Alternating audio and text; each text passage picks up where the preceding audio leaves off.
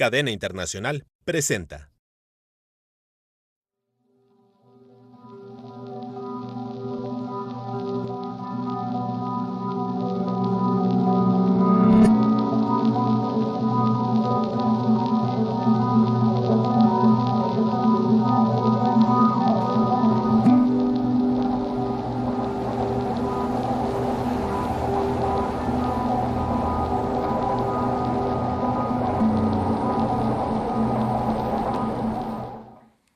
Bienvenidos a su programa Retos de México. El día de hoy vamos a hablar sobre el turismo en la Ciudad de México, pero en especial en la Gustavo Amadero. Y para eso nos acompañan dos invitados muy especiales. Ella es la licenciada Adriana Pérez Méndez, egresada del Instituto Politécnico Nacional de la carrera de Turismo. Y es el ingeniero Alfredo Viniegra Islas, también egresado del Politécnico. Han pasado toda su vida en la Gustavo Amadero y la conocen bastante bien. Bienvenidos a su programa, gracias por acompañarnos. Al contrario, Cinia, muchas gracias por la invitación. Muchas gracias, gracias. Y bueno, también les comento que Adriana Pérez es candidata por Nueva Alianza para jefe delegacional de la Gustavo Amadero. Y bueno, pues vamos a platicar cuáles son los proyectos, cuáles son toda la cuestión turística de la Gustavo Amadero, que no la conocemos muchas partes de las cuales ustedes nos van a hablar. Claro que sí, sí. Muchas gracias. Sí. Adriana, vamos empezando un poquito a hablar de los puntos más importantes o más conocidos, como es el turismo religioso. Así es. Como para todos bien conocemos que el turismo religioso es de gran importancia en esta zona, en la zona norte de la Ciudad de México, y que nos toca a los de Gustavo Amadero convivir con este gran turismo que llega sobre todo muy cercanos a las fiestas de la Virgen de Guadalupe. Es un santuario en el que no solo es la basílica, en el que, como bien dices, hay un desconocimiento de que cuenta con capillas diferentes, hay un museo muy interesante donde habla de toda esta historia, y en la parte más alta de atrás de la basílica hay un panteón. Entonces, sí hay cosas que desde el corredor del Calzada de los Misterios, en la misma Calzada de Guadalupe, bueno, pues el entorno es un entorno histórico, ¿no? Con mucha historia. Aproximadamente, mucha historia. ¿Cuántos visitantes, cuántos millones de visitantes tenemos en la villa? Mira, todo el año están las diócesis llegando, grupos de artistas, de motociclistas, en fin, hay toda una calendarización en todo el año, porque sería imposible que toda esta concentración de amantes de la fe con la Virgen de Guadalupe pudiéramos concentrarlo solo el día 12, ¿no? Y lo vemos, el día 12 es impactante, es un flujo muy, muy fuerte el que llega. Hablamos de cientos de miles de millones que llegan, y bueno, muchos se quedan a pernoctar, sobre todo en la parte de en la noche, a que se llegue el día que se llegue a cantar las mañanitas a la Virgen.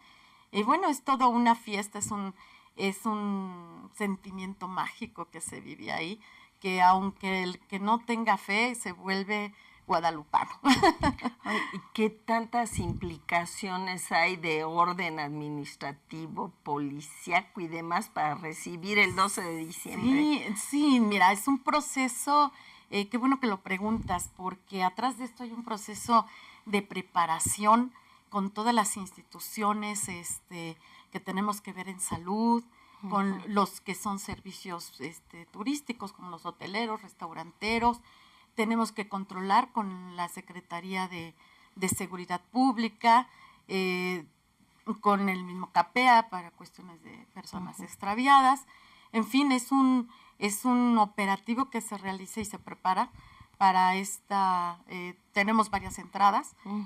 Una es por la cuestión de Querétaro, que todos bajan por Vallejo y llegan hasta la Basílica. Otra entrada es por la Casa del Peregrino, claro, que es en San Juan de Aragón. Entonces, bueno, tenemos varios puntos, lo que viene de Reforma. Entonces hay que controlar todo este flujo, estos cortes hay que irlos haciendo, sobre todo para que, pues, que sea lo menos impactante en la comunidad de los maderenses. Bueno, y aquí el ingeniero no nos va a mentir, cada año hacen una gran peregrinación los motociclistas también, Bueno, sí, a la villa a bendecir sus motos. Bueno, sí hay una ya tradición en el que se reúnen, ya sea en el Monumento a la Revolución, Reforma, y es una peregrinación de motociclistas impresionante. Llegan a la Basílica y lo que estaba comentando es que efectivamente se requiere de mucho apoyo logístico de la Secretaría de Seguridad, porque tienen que ir cuidando los contingentes de motociclistas, porque prácticamente,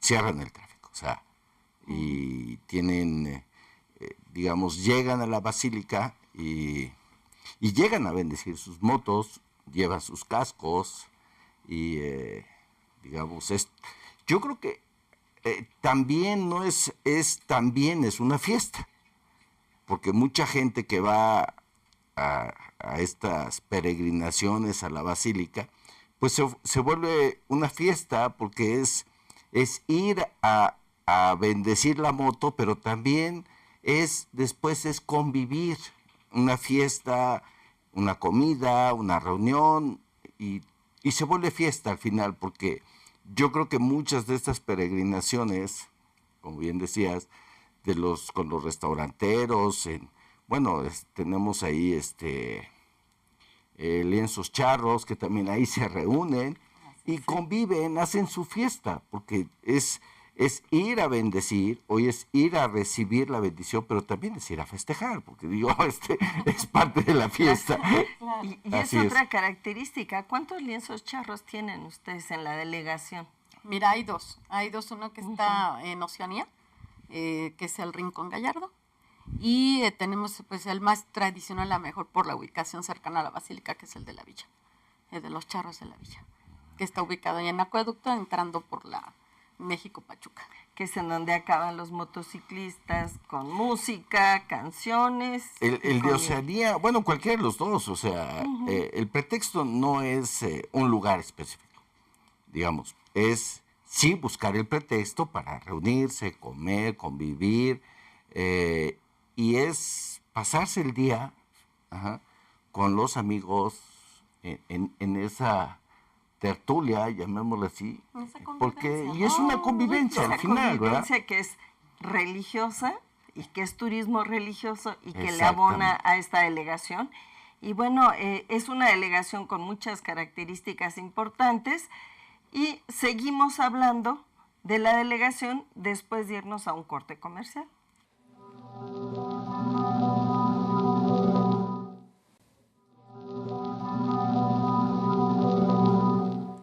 Estábamos hablando de los lienzos charros.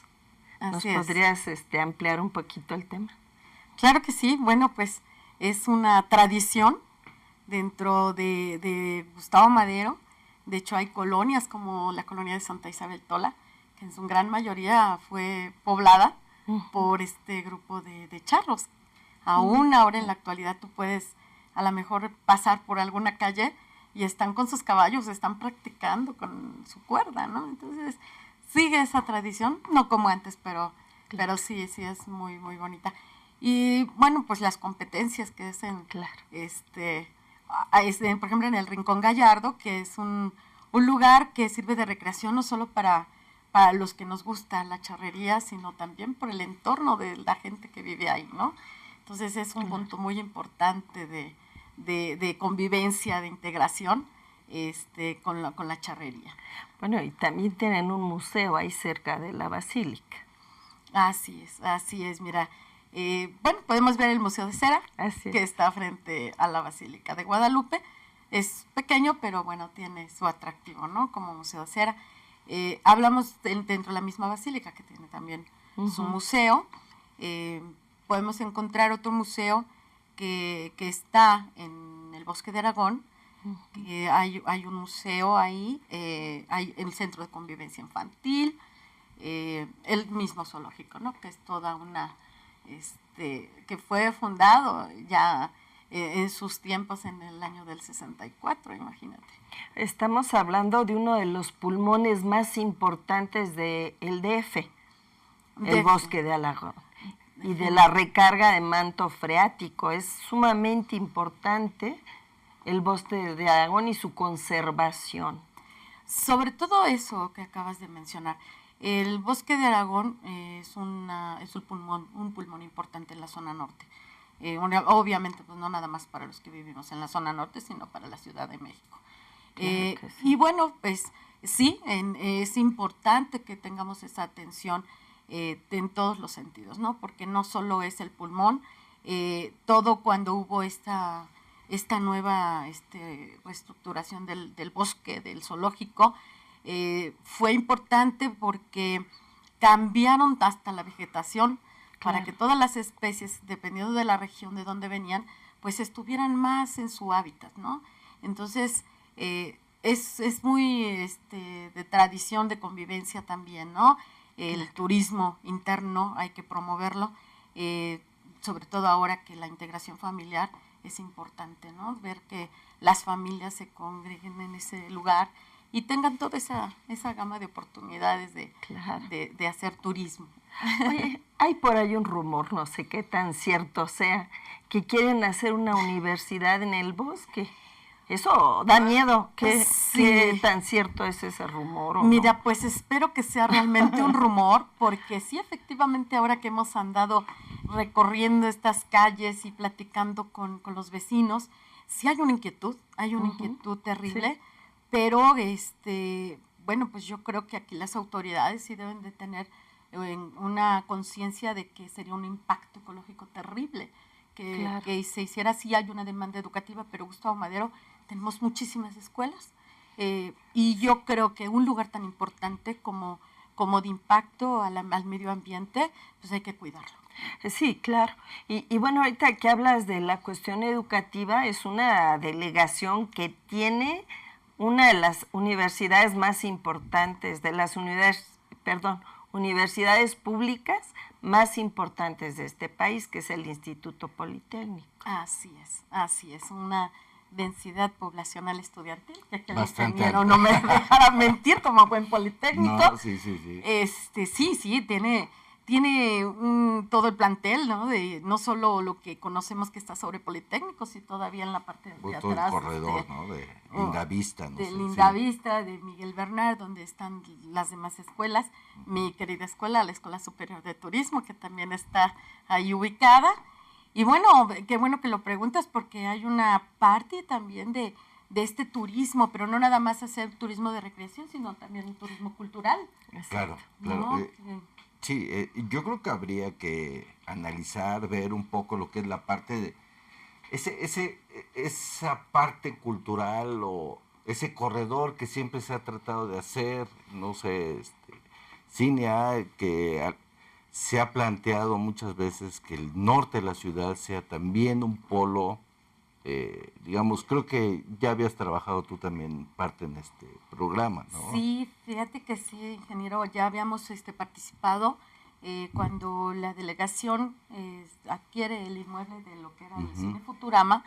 Se creó, se tuvo a bien hacer un proyecto cultural, que fuera un centro cultural importante, donde todo el acondicionamiento sirviera no solo para exposiciones, para talleres, para ballet, en fin, todas estas modalidades en cultura, y que pudieran tener los jóvenes, sobre todo, hacer ese corredor cultural, ¿no? Sí, tenemos un espacio que conocido por los madrenses como la Alianza Francesa, que ya no lo es, pero que son salones donde pueden llevarse a cabo los talleres. El Futurama, que es realizado con todas estas finalidades de cultura, y bueno, pues hacer un convenio con el Instituto Politécnico Nacional, porque tenemos la biblioteca del instituto, tenemos su centro de cultura y exposiciones, que es llamado El Queso, tenemos el planetario. El planetario es importantísimo. Así es, entonces yo creo que con un poquito de voluntad de hacer las cosas podemos tener un corredor tan importante en el norte de la ciudad. Y bueno, también ahí fueron los primeros asentamientos prehispánicos en 1000 antes de Cristo. Así es. Y ahí está la Calzada de los Misterios, que es un corredor construido de manera desde los prehispánicos para ir a adorar a Tonantzin, ¿no? Así Entonces es. tiene una historia cultural tremenda la GAM, y durante muchos años el norte no tenía cultura, todo estaba en el sur. Así es. Gracias a este corredor que se está empezando a hacer, ya se está viendo una mayor actividad en esa área, ¿no? Claro, yo creo que los jóvenes hay un potencial muy grande en Gustavo Madero. Y déjame comentarte, tenemos la fortuna de tener ahí familiares del maestro Anguiano, tenemos al maestro Romero, que es un gran escultor, hay un maestro que es el arquitecto Alejandro Velázquez, que él es uno de los escultores que han participado muy cercano a nuestros, a Sebastián, a Maestro Cuevas, en fin. Entonces, yo creo que Gustavo Madero tiene mucho tela de cortar, ¿no? Y que sean utilizados para esto. Pues nos vamos nuevamente a un corte, porque el tiempo se va bien rápido, Sí. y regresamos.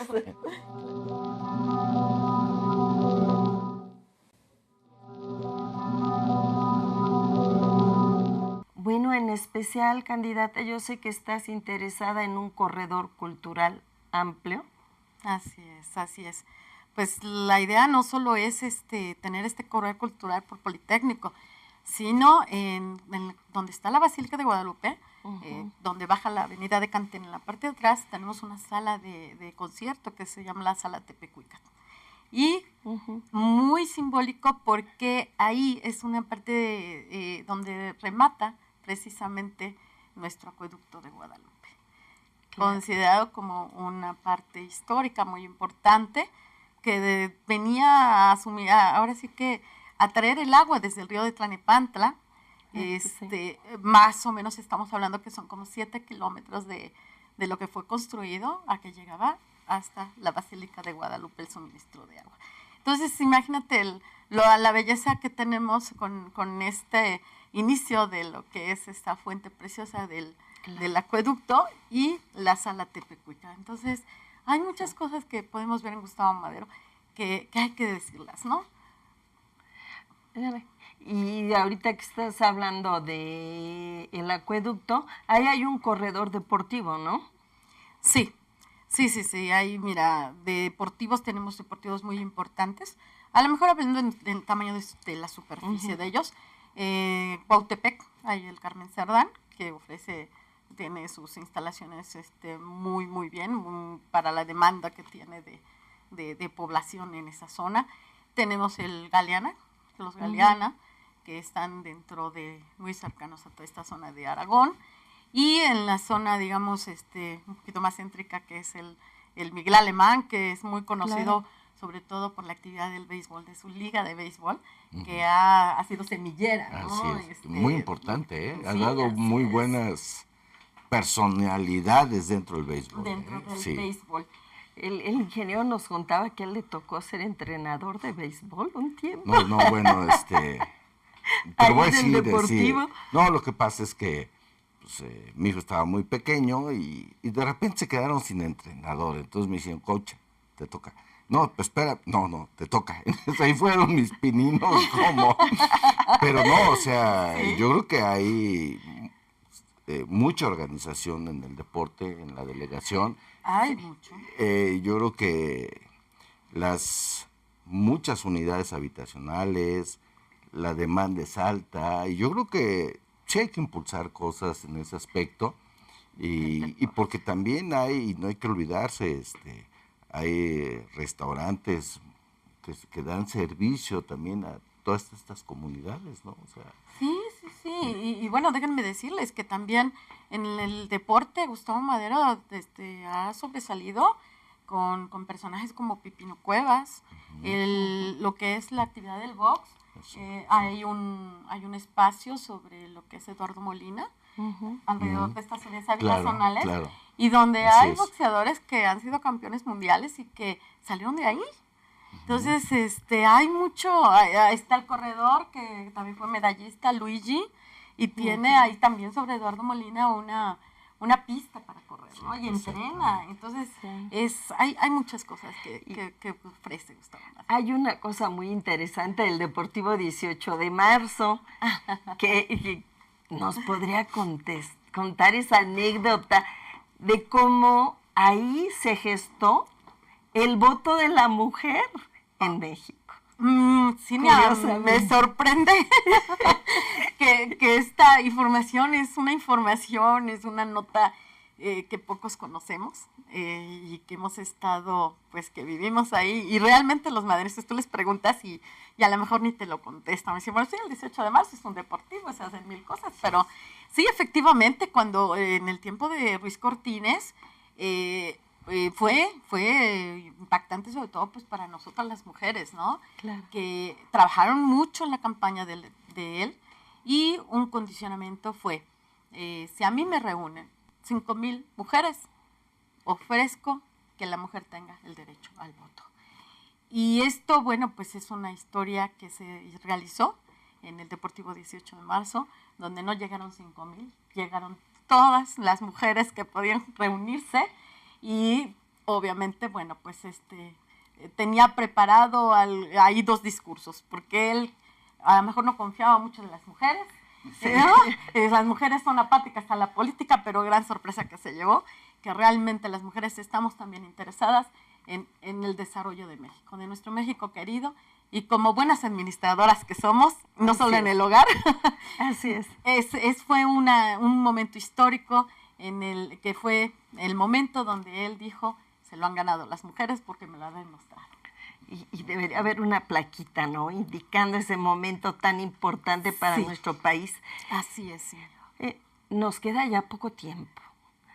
¿Qué nos puedes proponer? ¿Qué crees que todavía se puede hacer para resaltar, por ejemplo, a las esculturas de los indios verdes que están tan abandonadas?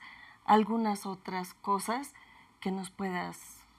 Mira, yo creo que es importante que todos estos espacios que ofrecen, pues hay que recuperarlos porque sí vemos tristemente que hay zonas abandonadas y que tenemos que recuperarlas porque son espacios muy bellos, espacios donde podemos hacer estructuras, por ejemplo en el Bosque de Aragón.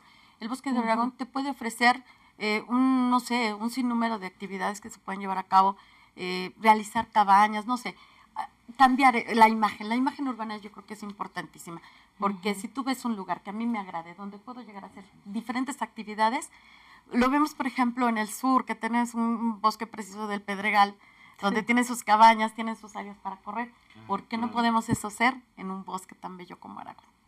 Y que las familias puedan tener condiciones limpias, sobre todo. Claro. Déjame decirte que uno de mis intereses así fundamentales es eso, calles limpias. Sería, a lo mejor invitar a la participación de la ciudadanía, porque también de ellos depende esa convivencia, como se ha dado en otras partes, en otros espacios de la ciudad, para convivir, para, como tú lo acabas de decir, cambiar ese paradigma y que sean parte de su ciudad, de su entorno. Así es. Bueno, un compromiso. Se nos acabó el tiempo, Lástima. Podríamos seguir hablando, pero regresamos para julio. Excelente, claro que sí. Gracias. Gracias. Cadena Internacional presentó